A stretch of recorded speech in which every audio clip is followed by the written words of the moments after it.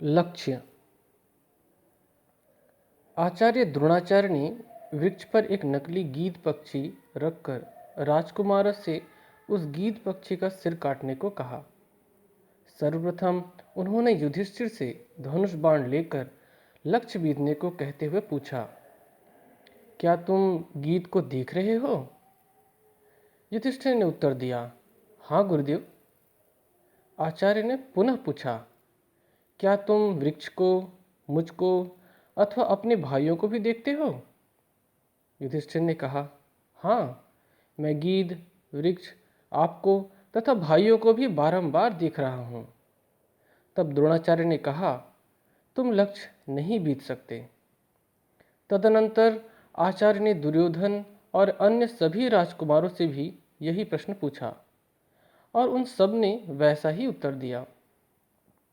आचार्य ने सबको अस्वीकार कर अंत में जब यही प्रश्न अर्जुन से पूछा तो उत्तर मिला, शिरः पश्यामि भासस्य न गात्रमिति सोब्रवीत, अर्थात मैं गीत का केवल सिर देख रहा हूँ, उसका शरीर नहीं।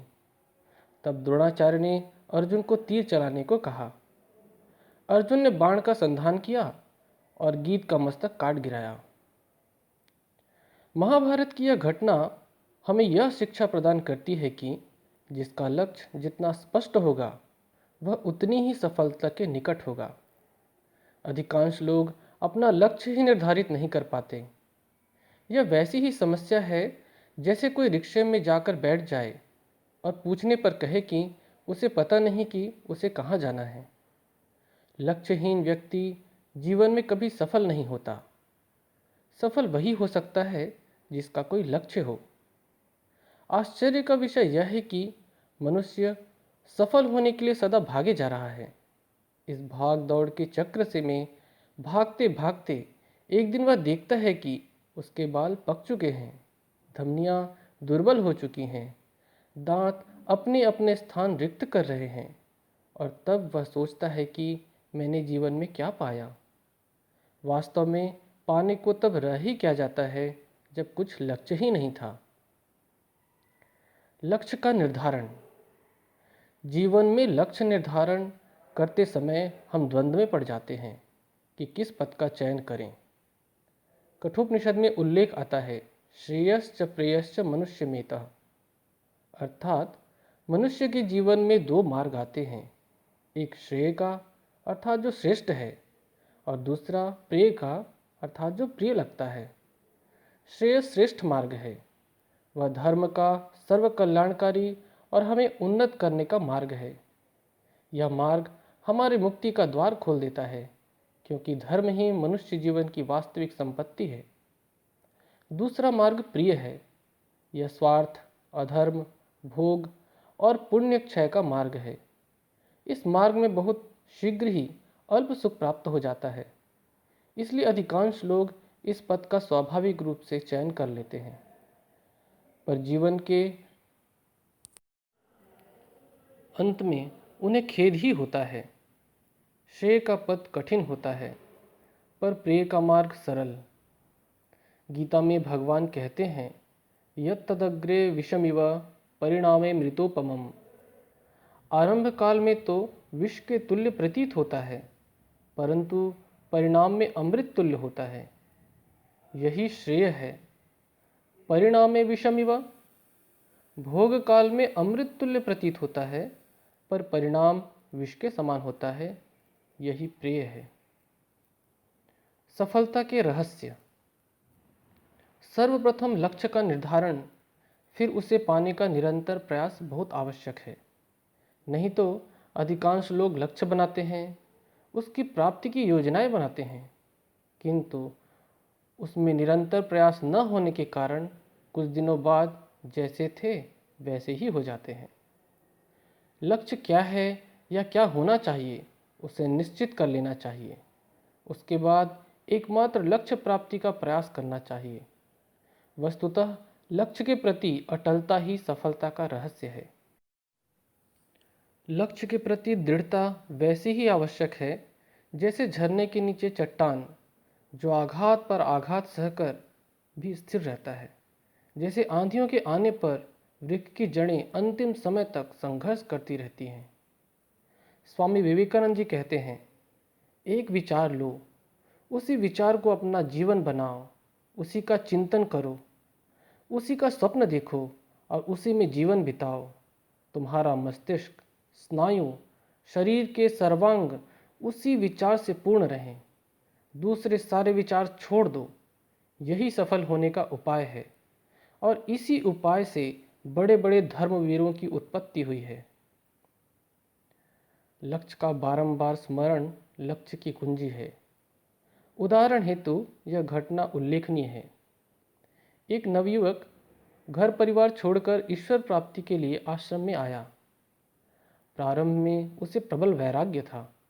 दिन रात वह आश्रम के कामों में और साधन भजन में ही व्यतीत करता था। कुछ दिन बीतने पर उसे लगा कि उसका वैराग्य कुछ कम हो गया है। उसकी साधना भी मशीन की तरह होती जा रही है। चिंतित होकर उसने आश्रम के एक वरिष्ठ सन्यासी को अपनी बात बताई। उन सन्यासी ने उसे परामर्श दिया, वह प्रतिदिन सोने से पहले और उठने के बाद स्मरण करे कि वह यहाँ क्यों आया था। वास्तव में हमें यदि अपना लक्ष्य स्मरण रहे तो हमारा प्रयास भी उस ओर होता रहेगा। किंतु यदि हम लक्ष्य ही भूल जाएं तो इस जगत में खो जाएंगे, इसमें कोई संदेह नहीं है। श्री रामकृष्ण देव कहते हैं, जो जिसकी चिंता करता है उसे उसी की सत्ता मिलती है। हमें यह नहीं भूलना चाहिए कि हम जिससे प्रेम करते हैं उसका चिंतन हमें स्वाभाविक रूप से होने लगता है। उसके लिए अलग से कोई प्रयास नहीं करना पड़ता। अतः जिन्हें अपने लक्ष्य से प्रेम हो जाए उनके लिए अपने लक्ष्य का चिंतन और उसकी प्राप्ति सहज हो जाएगी। श्री रामकृष्ण देव के उपरोक्त कथन को तुलसीदास जी इस प्रकार लिखते हैं, जेहि के जेहि पर सत्य सनेहु, सो तेहि मिलई न कछु संदेहु। अर्थात जिसका जिस पर सच्चा स्नेह होता है वह उसे मिलता ही है, इसमें कुछ भी संदेह नहीं है। असफलता के कारण। मात्र लक्ष्य बना लेने से समस्याओं का समाधान नहीं हो जाता, जब तक कि उस पथ पर आने वाले झंझावातों से लड़कर हम अग्रसर न होते रहें। अधिकांश लोग मार्ग में चलते प्रलोभनों के शिकार हो जाते हैं और लक्ष्य छूट जाता है। यम भी नचिकेता के समक्ष कुछ ऐसे ही प्रलोभन रखते हैं। ये कामा दुर्लभा मर्त्यलोकी, सर्वान कामान छंदतः प्रार्थयस्व। अर्थात जो भोग मनुष्य लोक में दुर्लभ हैं उन संपूर्ण भोगों को इच्छानुसार मांग लो। किंतु नचिकेता किसी भी प्रलोभन का शिकार नहीं होता, वह ब्रह्म विद्या के लिए ही दृढ़ रहता है। श्री रामकृष्ण देव कहते हैं, बगीचे में आम खाने आया हूँ, कितने वृक्ष हैं, कितनी शाखाएं हैं, कितने पत्ते हैं, बैठे बैठे ये सब हिसाब करने की मुझे क्या आवश्यकता है। मैं आम खाता हूँ, वृक्ष और पत्तों के हिसाब की मुझे कोई आवश्यकता नहीं है। परंतु मनुष्य का स्वभाव इतना विचित्र है कि वह अपनी दृष्टि चारों ओर बिखेर कर शक्ति का अपव्यय कर देता है। जो शक्ति लक्ष्य की ओर लगानी चाहिए वह अन्य स्थानों में लग गई, इससे वह लक्ष्य से दूर हो जाता है। हमारी असफलता का एक कारण हमारा आलस्य भी है, जिसके कारण हम लक्ष्य के प्रति निष्ठावान होकर प्रयास नहीं करते। बड़े लक्ष्य निर्धारण करने और बड़ी योजनाएं बनाने से कभी सफलता नहीं मिलती, जब तक कि कोई आलस्य छोड़ उसका क्रियान्वयन न करे। लक्ष्य से पलायन का मार्ग कभी सफलता की ओर नहीं जाता। सफलता और असफलता के द्वंद्व से अथवा मार्ग में आने वाली बाधाओं से विचलित होकर यदि हम पलायन करें तो कभी भी लक्ष्य तक नहीं पहुंच पाएंगे। यदि हम इतिहास का अनुगमन करें तो पाएंगे कि जिन्होंने अपनी स्वर्णिम कीर्ति अंकित की है वे विषम परिस्थितियों में भी अपने लक्ष्य से डिगे नहीं। ऐसे ही व्यक्तित्व के धनी लोग अपने लक्ष्य का आलिंगन कर सके। शंकराचार्य जी का यह श्लोक लक्ष्यच्युत होने का परिणाम इंगित करता है। लक्ष्यच्युतम चेद्यदि चेत्तमिषद बहिर्मुखम सन्निपतेत ततस्ततः प्रमादतः प्रच्युतकेलिकन्दुकः सोपान पंक्तौ पतितौ यथा तथा। अर्थात जैसे असावधानतावश सीढ़ियों पर गिरी हुई खेल की गेंद एक सीढ़ी से दूसरी सीढ़ी पर गिरती हुई नीचे चली जाती है, वैसे ही यदि चित्त अपने लक्ष्य से हटकर थोड़ा सा भी बहिर्मुख हो जाता है तो क्रमशः नीचे की ओर ही गिरता जाता है। विकल्प बाधक हैं। विकल्प व्यक्ति को कमजोर बनाता है। अधिकांशतः लोग अपने लक्ष्य के मार्गों में आने वाले पड़ावों को विकल्प रख लेते हैं। यदि वह न मिला तो यह सही। इस प्रकार के विकल्प हमारे लक्ष्य प्राप्ति के मार्ग में सहायक नहीं वरन बाधक ही सिद्ध होते हैं।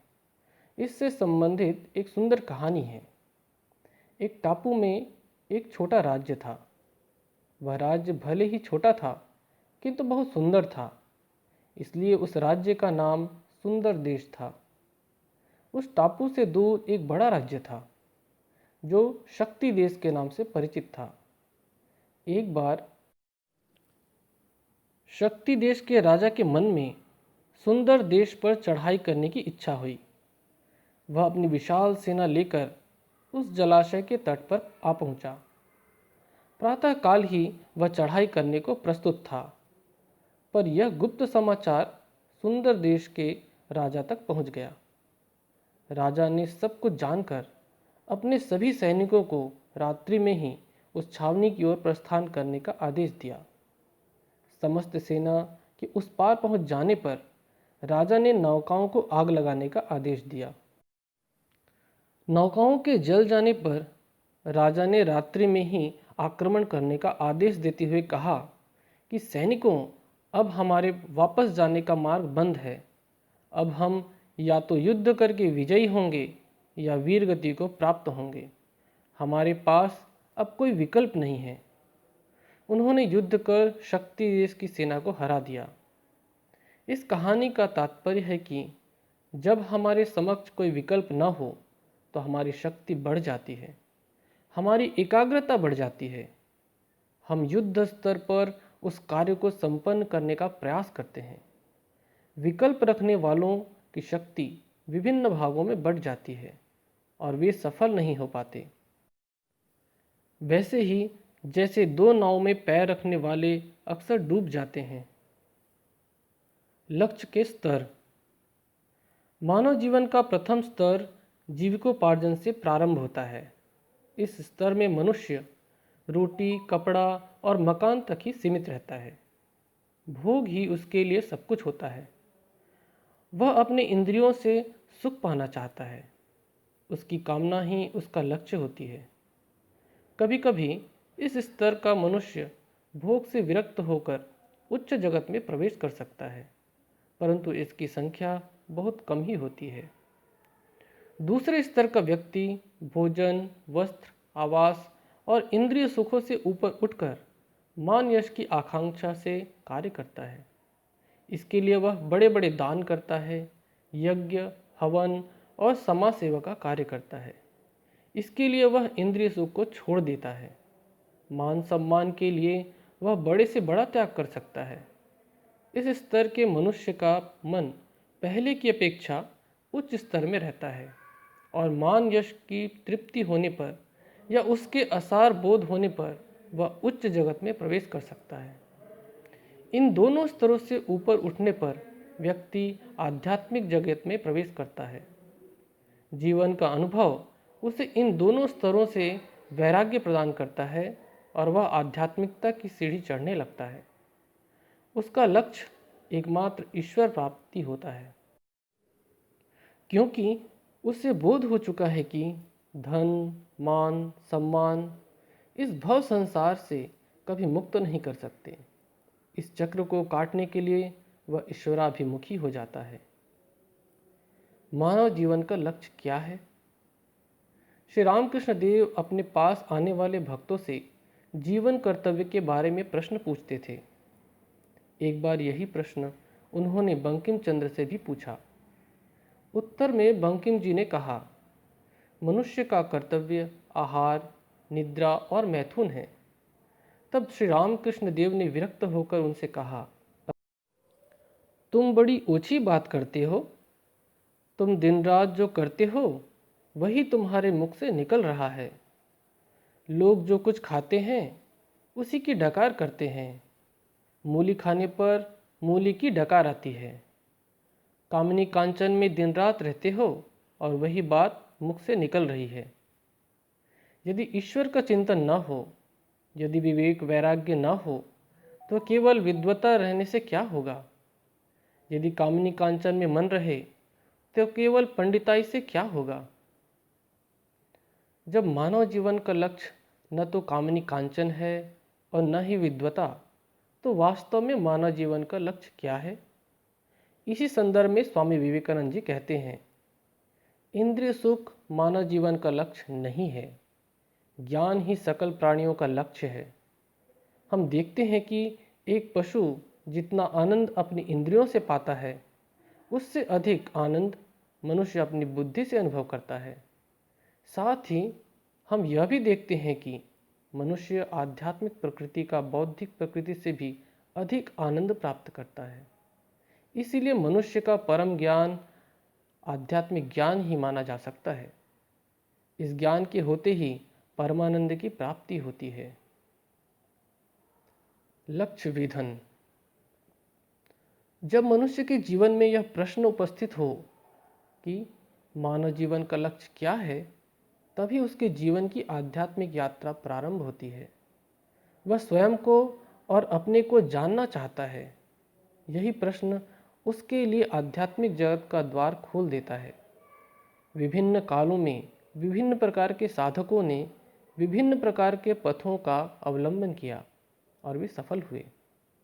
हम भी ऐसे किसी पथ का अवलंबन कर अपने लक्ष्य की ओर अग्रसर हो सकते हैं। हम अपनी रुचि के अनुसार ज्ञान, भक्ति, कर्म, योग अथवा इन सब की समन्वित साधना से अपने लक्ष्य को प्राप्त कर सकते हैं। हे मनुष्य, वेद यह उद्घोष करते हैं, प्रणवो धनु शरो ह्यात्मा ब्रह्म तल्लक्ष्यमुच्यते अप्रमत्तेन वेद्धव्यम सर्वतन्मयो भवेत्। परमेश्वर का वाचक ओंकार ही मानो धनुष है, यह जीवात्मा ही बाण है और परब्रह्म परमेश्वर ही उसका लक्ष्य है। तत्परता से उनकी उपासना करने वाले प्रमाद रहित साधक द्वारा ही वह लक्ष्य बेधा जा सकता है। इसलिए हे सौम्य, तुझे इस पूर्वोक्त रूप से उस लक्ष्य को बेध कर बाण की ही भांति तन्मय हो जाना चाहिए।